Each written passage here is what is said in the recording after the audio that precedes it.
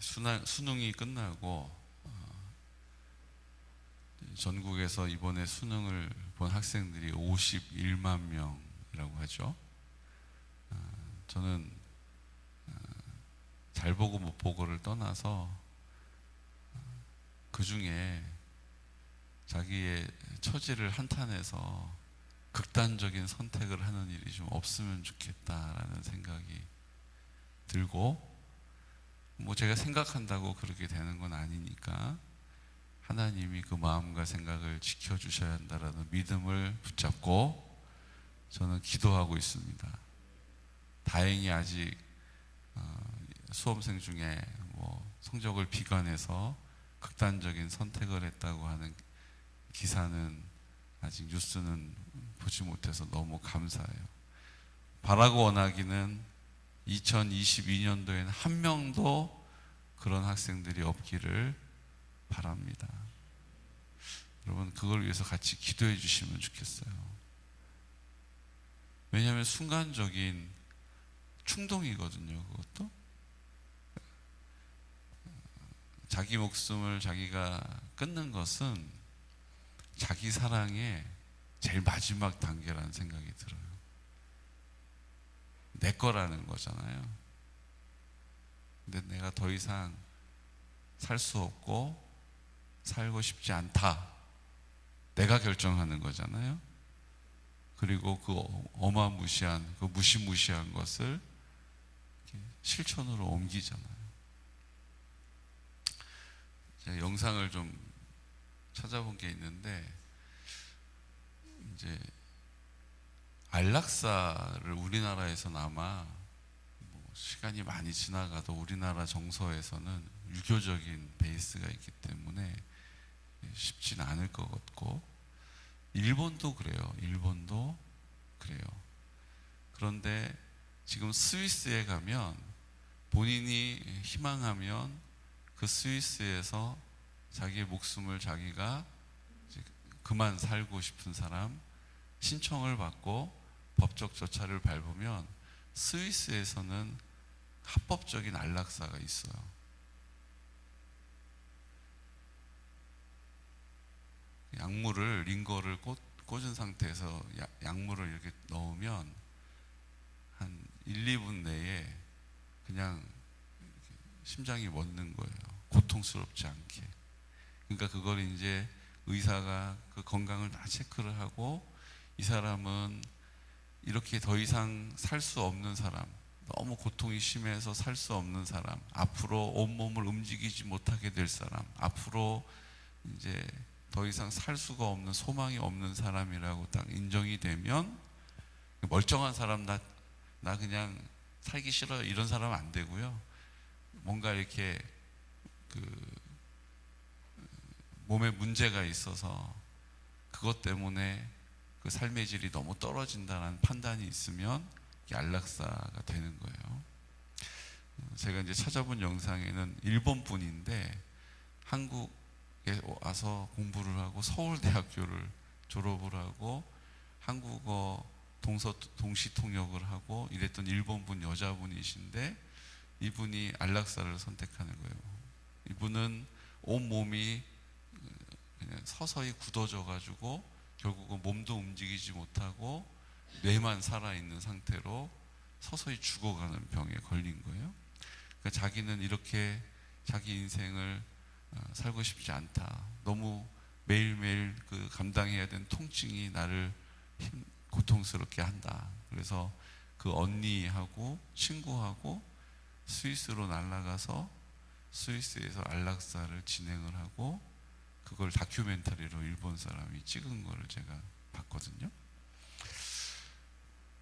본인이 결정은 했고 그 링거에 본인 손으로 그거를 이렇게 붓는 거예요. 그러니까 마지막까지 자기가 그렇게 하지 않을 수 있는 결정권을 주는 거죠.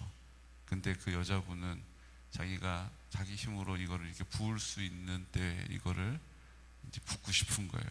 그래서 그 약물을 이렇게 붓고, 나를 너무 사랑해줘서 고맙다고, 여기까지 와서 이렇게 내 마지막을 지켜줘서 고맙다고, 그리고 금방 잠깐 있더니 잠이 드는 것처럼 잠깐 눈을 감더니 그냥 일명을 달리했어요. 여러분 어떠세요?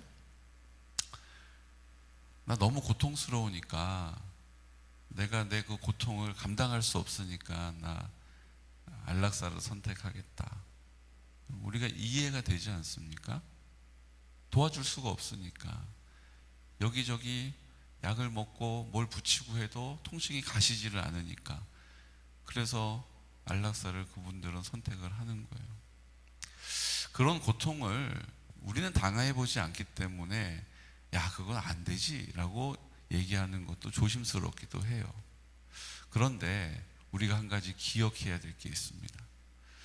그 모든 고통은 하나님이 허락하신다라는 거예요. 우리가 이 믿음을 붙잡지 않으면, 내가 계획한 대로, 내가 바라고 원하는 대로 내 인생이 흘러가지 않으면 다 리셋한다고 하죠. 나 그냥 거기까지만 하고 다음 삶이 있으면 다음 생에 좀 좋은 삶을 살면 좋겠고, 아니어도 할 수 없고, 이렇게 가는 거예요. 우리 인생이. 하나님이 우리의 인생을 허락하셨어. 하나님이 우리의 삶을 허락하셨어. 하나님이 내 호흡을 허락하셨어. 하나님이 내 생명의 주인이 되셔 라고 하는 믿음이 없으면 우리는 다 그 결정을 할 수밖에 없어요. 결국은 그렇게 안락사를 선택한 분들은 이제 스위스에서는 합법이지만 자기 자국에서는 불법이니까 그 유해를 옮겨올 수가 없어요. 거기서 장례를 치르는 거예요. 제가 봤을 때는 우리나라도 이제 앞으로 이런 휴머니즘, 이렇게 사람다움 뭐 이런 얘기하면서 안락사 선택하는 사람들이 더 많아질 것 같아요. 지금은 정서적으로 그렇게 하면 안 된다라고 하는 게 이렇게 꽉 있으니까. 그런데 지금 자꾸 이것저것 이렇게 허용되고 이제 풀어지고 있잖아요. 그러니까 우리나라도 앞으로 이런 일들이 없으리라는 보장이 없어요. 다 이제 스위스로 가는 비행기를 타고, 이제 내일이면 내가 죽는 날인 거예요. 근데 오늘 아주 근사한 호텔에 가서 같이 저녁을 먹는 거예요. 그 마음이 어떨까? 그 마음이 어떨까? 물론 사랑하는 언니가 있지만 또 이제 남동생, 그걸 막 반대하던 남동생한테도 또 전화를 해가지고 고마웠다고, 너무 화내지 말라고, 너무 속상해하지 말라고 이렇게 얘기하고 죽음을 맞이하더라고요. 과연 그 생명이 하나님 손에 있음으로 말미암아 생명다워진다라고 저는 믿습니다. 근데 그 생명이 우리 손에 오면 내 뜻대로 안 되면 그냥 꺼트려 버리는 거예요. 그냥 내 마음대로 안 되면 아예 상했네 그러고 버려버리는 거예요. 하나님은 꺼져가는 등불도 끄지 않으십니다. 상한 갈 때도 꺾지 않으시는 분이세요. 왜요? 모든 것을 통해 하나님은 하나님의 뜻을 이루시기에 부족함이 없기 때문입니다. 결국 믿음을 가진 사람을 통하여 하나님의 뜻이 이루어지거든요. 그 믿음을 가진 사람을 통하여 하나님이 일하시거든요. 그러니까 그 상황을 하나님이 역전시킬 수 있는 유일한 근거는 우리가 하나님 앞에 믿음의 자리에 서는 것이라는 거예요. 여러분, 이 믿음이 우리에게 있어야 합니다. 하나님 도대체 어디 계신가?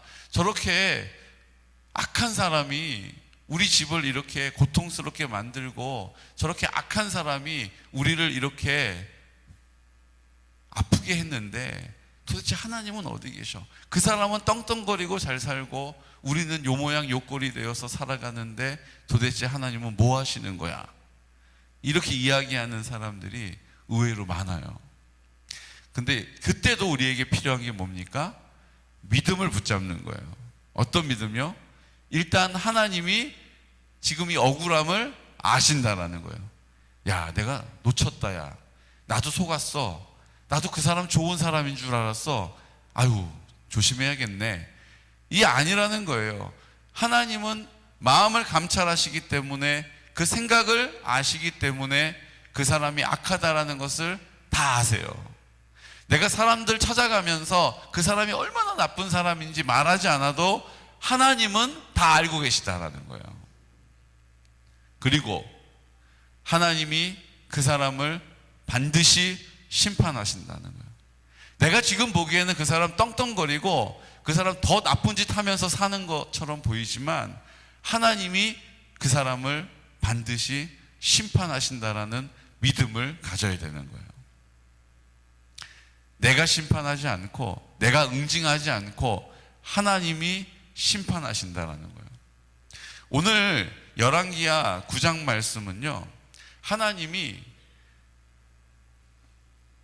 여로보암의 집, 그리고 그 아버지 오므리, 아합 왕의 아버지 오므리가 배신하고, 그리고 이세벨이 우상을 가지고 와서 그가 그 이스라엘 백성들을 우상 숭배하게 만들었던 것, 그런데 너무나도 권력이 있고 막강해가지고 서슬이 폴해가지고 엘리야, 하나님의 사람 엘리야도 그 이세벨을 두려워가지고 죽여달라고 하지 않습니까? 근데 나머지 사람들이 어떻겠어요? 그러니까 도대체 하나님은 어디 계시냐 이거예요. 이스라엘 백성들 저렇게 다 우상 숭배하고 그렇게 우상 숭배하다 죽어가는 저 이스라엘 백성들 왜 하나님이 그냥 두고 보시냐는 거예요. 도대체 하나님은 왜 아무것도 안 하고 계시냐라고 원망하고 있었던 그때 하나님이 오늘 예후라는 사람을 통하여서 심판하십니다. 예후라는 사람을 통하여서 요람 왕을 심판하고 그 이세벨을 심판하고, 하나님이 여로보암의 집에 하나님이 남자들을 그냥 편하게 죽지 않게 할 거다라고 하셨던, 아합의 집에 그 남자들을 편하게 죽게 하지 않겠다라고 하셨던 그 하나님의 선포를 이루어 가신다라는 거예요. 하나님의 방법으로 하나님의 때에 일하심을 믿으시기 바랍니다. 그러니까 중요한 게 있어요. 오늘 9장 말씀은요, 왜 도대체 하나님 아무것도 안 하시는가? 우리는 우리의 시간표 안에서 하나님에 대해서 판단하고 이해 안 된다라고 믿음 없는 소리를 하지만 하나님은 잊지 않으세요. 하나님은 내 백성을 우상 숭배하고 내 백성을 고통 가운데 버려두게 했던 그 책임을 반드시 묻고 계신다라는 거예요. 우리가 우리의 중심적인 생각 때문에 이 정도 되면 하나님이 이런 방식으로 저 사람을 고통스럽게 해야지 되는 거 아니야? 벌 받아야 되는 거 아니야? 라고 생각하지만 하나님은 하나님의 시간표대로 일하신다라는 거예요. 그러니까 하나님을 내 시간표로 끌어오려고 하니까 아무것도 안 되는 거예요. 그 하나님의 시간표에 나를 들이시기를 축복합니다. 그러니까 이게 하나님의 시간표에 나를 들인다라는 뜻이, 내가 이 문제를 가지고 이 상황을 가지고 기도하는데 상황과 문제와 사람은 하나도 바뀌지 않았는데 하나님이 나를, 내 마음을 만지셔서 괜찮아지는 거예요. 이게 지금 하나님의 시간표에 나를 드릴 때에 얻게 되는 유익이라는 거예요. 우리는 자꾸 우리의 시간표에 하나님을 갖다 꽂아 놓으려고 그래요. 그래서 이거 돼야 되고 지금쯤이면 돼야 되고 적어도 이만큼까지는 돼야 되고, 이런 우리의 기준을 가지고 이 상황을 보고 있거든요. 그러니까 내 뜻대로 안 되면 조바심이 나고 내 마음대로 안 되면 실망을 하고, 그리고 뭐예요? 내 길을 가는 거예요.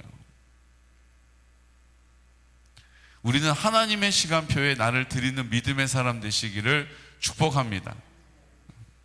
하나님의 시간표에 있어요. 그러니까 그 하나님을 신뢰해야 그 하나님의 시간표에 나를 드릴 수가 있는 거예요. 나만 장군이 요단강에 들어갔을 때 7번 몸을 씻으라 라고 얘기했잖아요. 근데 성경은 첫 번째가 두 번째보다, 두 번째는 세 번째, 네 번째는 더 좋아지고, 다섯 번째 더 좋아지고, 여섯 번째 더 좋아져서 일곱 번째 완전히 깨끗하게 됐다라고 기록하고 있지 않다라는 거죠. 여섯 번째까지 들어갔는데 아무런 변화가 없어요. 그러니까 나만 장군 입장에서는 안 할 이유가 있어요, 없어요? 있죠. 근데 나만 장군이 그때 뭘 선택한 거예요? 믿음을 선택한 거예요. 하나님은 그 하나님의 말씀에 대한 믿음을 붙잡은 사람을 통해서 일하십니다. 하나님은 그 믿음을 붙잡고 있는 그 사람을 붙잡아 주시는 거예요. 폭풍우가 막 칠 때 그 폭풍우 위에서 막 배가 흔들리는 배에서 할 수 있는 유일한 방법은 뭐예요? 그 돛대에다가 자기를 칭칭칭칭 감는 거예요.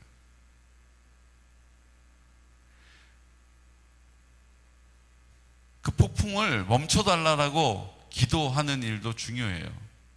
주님이 하나님의 전인적인 능력을 발휘하셔서 초자연적으로 폭풍을 멈추기도 하실 수 있습니다. 근데 우리가 할 수 있는 최선은 뭐예요? 그 배에다가 우리 몸을 칭칭칭칭 감는 거예요. 왜요? 그래야 그 폭풍에 휩쓸려 가지 않기 때문이죠. 우리가 할 수 있는 것은 그 믿음으로 그 자리를 지키는 것임을 믿으시기 바랍니다. 막 시험의 폭풍이 쳐요. 막 환난의 폭풍이 쳐요. 그때 그 앞에 압도되지 않을 사람 없어요. 뭐 저런 파도 가지고 저렇게 쫄고 그래 라고 말할 사람 아무도 없어요. 그 어마어마한 파도의 위세에 다 우리는 압도될 수밖에 없습니다. 그때 우리가 할 수 있는 일은 뭐예요? 그 배에 돛대에 우리의 몸을 묶는 거예요. 그리고 그 자리에 그 파도에 떠밀려 가지 않고 휩쓸려 가지 않고 그 자리를 지키고 있는 것임을 믿으시기 바랍니다. 근데 우리는 자꾸 태풍이 멈춰달라고 기도했는데 왜 태풍이 계속 치고 있냐라고 그 태풍 앞에서 하나님에 대한 원망과 그 두려움에 엄습당하는 두려움으로 우리의 삶이 정신을 못 차리는 거예요. 그럼 그때 우리가 할 수 있는 건 뭐예요? 그 돛대에 우리 몸을 칭칭칭칭 묶는 거예요. 그 파도에 휩쓸려 가지 않도록, 떠밀려 가지 않도록. 그러면 그 때가 지나면 언제 그랬냐는 듯이 평온함이 찾아오는 것입니다. 저는 우리의 인생 가운데 지금 우리가 그 폭풍의 때를 지내고 있는 분들이 있다고 봐요. 또 그 폭풍의 때를 지나온 분들도 있다라고 믿습니다. 그리고 우리가 그 폭풍을 지날 수 있었다는 것은 그 믿음의 자리를 지키고 있었기 때문에 가능했다라는 사실을 굳게 붙잡으시기를 축복합니다. 폭풍아 멈춰라라고 외치는 것만이 능사가 아니라는 거예요. 우리가 할 수 있는 최선, 우리가 우리의 몸을 그 자리를 지키기 위하여 꽁꽁 동여매는 일, 이것이 기도의 일인 줄로 믿습니다. 말씀을 붙잡고 우리가 우리를 그 자리에 꽁꽁 동여맬 때 그 풍랑이, 그 폭풍이 우리를 휩쓸려 가지 못하게 하는 거예요. 오늘 우리가 그렇게 폭풍을 경험하고 있는 그 폭풍 가운데 있는 우리 지체들도 있습니다. 그들을 위해서 여러분들 이름 불러서 기도해 주셔야 돼요. 그도 그 믿음의 자리를 자기의 의지로는 지킬 수가 없기 때문이죠. 오늘 하나님께서 그 아합의 집을, 그 서슬퍼런 권력자의 집을, 그 강력한 힘을 가졌던 그 가문을 몰락시키십니다. 요람이 죽고요. 그리고 이세벨도 그 하나님 말씀하신 것처럼 개에게 먹혀요. 그래서 그 두개골하고 손과 발 말고는 개들이 다 뜯어먹어가지고 그렇게 처참한 최후를 맞게 됩니다. 엘리야는 그걸 못 봐가지고 어떻게 했어요? 두려워 덜덜덜덜 떨었잖아요. 우리는 믿음의 눈을 들어서 그 하나님의 하나님 되심을 보고 있는 것입니다. 여러분, 그 믿음의 자리에서 그 신실한 믿음을 가지고 하나님, 오늘 내가 믿음을 지키겠습니다. 오늘 내가 그 약속의 말씀을 붙잡고 하나님 앞에 기도하겠습니다. 그것은 그 믿음의 자리에 나를 동동동동 동여매는 것입니다. 그 믿음의 자리를 지킬 때 이 폭풍우는 지나가게 될 것이요, 그 하나님의 평안함을 보게 될 것입니다. 마치 그 비구름 사이를 뚫고 비행기를 타고 올라가면 언제 그랬냐는 듯이 막 비바람이 치고 있는 그곳이 구름 위로 싹 올라가는 순간에 언제 그랬냐는 듯이 찬란한 태양을 볼 수 있는 것처럼, 그 비를 맞으면서 그 비구름을 보면서는 그 그 태양이 전혀 떠오르지가 않잖아요. 캄캄하고 비가 그냥 막 쏟아지고 있는 그 비구름을 탁 뚫고 올라가는 순간 펼쳐지는 그 찬란한 태양을 우리가 기억하듯이 오늘 그 하나님을 믿는 믿음의 자리에서 오늘 입을 열어서 믿음의 자리를 잘 지킬 수 있도록 말씀을 붙잡고 기도하는, 특별히 우리 마리아 중보기도회, 어떤 상황 가운데 상황에 매이지 않고 환경을 이유 삼지 않고 그 믿음의 자리에 서서 입을 열어 주님 아버지 앞에 그 뜻을 이루어드리는 믿음의 장부들이 되시기를 예수 그리스도 이름으로 축복합니다. 이 시간 다 같이 기도드릴 때 오늘 하나님 앞에 우리는 기억해야 합니다. 우리의 시간표에 하나님을 꽂아 넣으려고 하지 말고 하나님의 시간표에 나를 드려야 하는 것입니다. 주님 구원하시고자 하시는 이 땅에 하나님의 나라를 이루시고자 하시는 그 아버지의 시간표에 나를 드리게 하여 주시고 그 믿음의 자리를 지키게 하여 주시고 풍랑 가운데서도 그 믿음의 자리에 굳게 지켜 서서 우리 하나님과 동역하여 그 뜻을 이루어드리기를 원합니다. 성령님 오늘 나를 통하여 역사하여 주시옵시고 하나님의 영광을 보게 하여 주옵시고 하나님이 우리의 승리가 되심을, 하나님 우리의 응답이 되심을 만민이 알게 하여 주옵소서. 이 시간 우리의 여러 가지 기도의 제목들, 환우를 위한, 어르신들을 위한, 하나님 나라를 위한, 다음 세대를 위한 성결한 우리 하나님의 사람들 주님 품에 안겨드리는 일들을 위한 일들 다 주님의 영광을 구합니다. 성령님 도와주십시오. 특별히 우리 51만 명의 우리 입시생들, 하나님 그 수험생들을 그 마음을 그 생각을 지켜주셔서 하나님 극단적인 선택하지 않도록 어둠의 영에게 속지 않도록 우리가 중보하며 기도합니다. 주님의 나라 임하게 하여 주옵소서. 우리 다니엘 기도에 하나님 끝까지 성령으로 충만케 하여 주옵소서. 악한 어둠의 영들 다 주님께서 물리쳐 달라고 이 시간 나사렛 예수 그리스도 이름으로 선포하면서 기도드리겠습니다. 주여 주여 주여